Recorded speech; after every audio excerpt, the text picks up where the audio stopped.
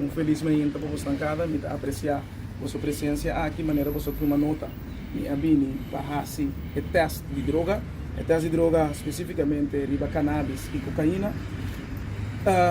Me não tem nada de assim positivo. Porque me saco me clean, que man essa é uma realidade que me não tem dúvida de prova me mesmo, pero me tem um parlamentário, me tem um representante do povo aqui.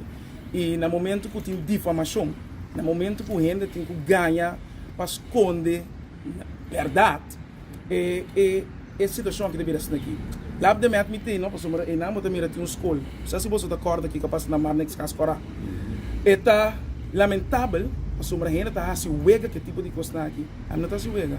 Se minha chamada na internacional, ainda não está ponto aqui que está passando Cuba, para mim, comitê político, me tem uma carreira profissional também.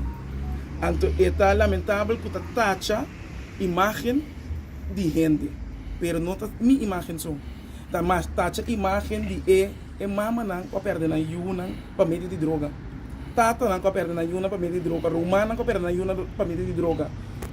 Então nós estamos fazendo esse tipo de coisa aqui para gente visa parlamentário pode sua visita laboral no exterior dentro de banho assim uso de droga hala of uma esse e acaba também com um droga adicta então tu gente eu quero que você mesmo por vai ilustrar a declaração que tem aí também com um droga adicto que estava ex-rasta do Partido Nacional do Pueblo.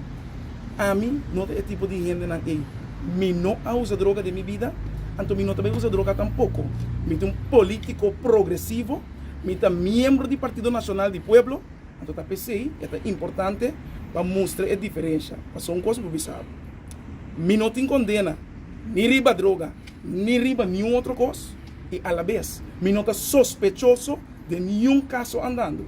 Se nós temos a discussão de moralidade, de política, não está sendo bom. Porque desde já, 27 de março aqui, tu rende bem provar na mesa. Tu rende com o direito de sala de parlamento, a mim não tem problema. Tu dia bem provar, bem teste me. Tu dia lo banha me clean. Porque me não tem nenhuma, nem bebe. Ou não tem lovisa, nem dindong tampouco. Pero aceita a realidade. Para sobra, é coisa que está vindo da parte do país aqui, de uma maneira só para cambiar. De prova com transparência, a única coisa que vai restaurar a confiança de gente, para gente saber que tem gente que está servindo a comunidade que tem política para bom coração. Então, esse é o também mensagem. Está pensando, está bom? Bom?